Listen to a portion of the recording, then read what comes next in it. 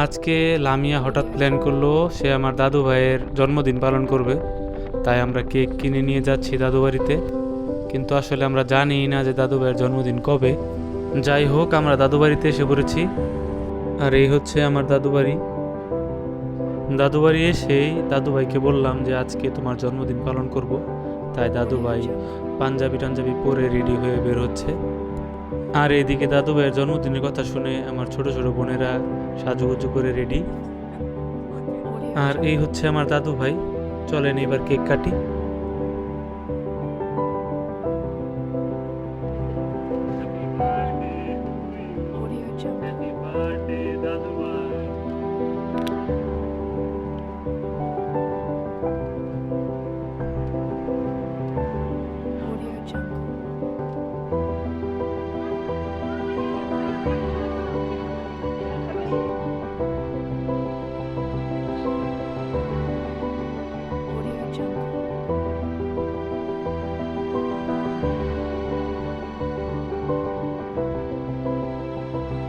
Cake কাটা শেষে এখন আমরা সব ভাই বোনেরা একটু হাঁটাহাঁটি করছি।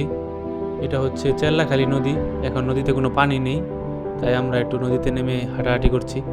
এই যে আমার আরেক পিচ্চি বন্ধু ওর এসে পড়েছে এখানে।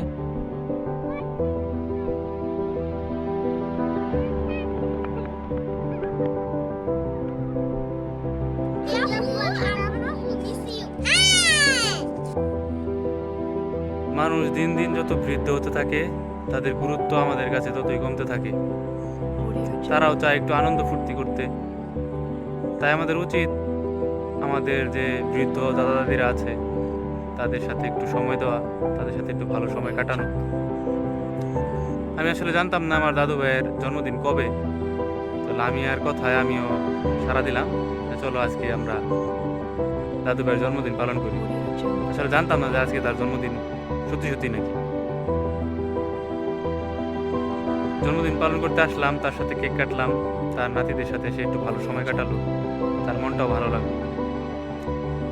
আসলে আমাদের এটাই করা উচিত, কারণ এই সময় তারা আসলে একাকিত্বে পড়ে যায়, তাদের একা একা থাকতে হয়।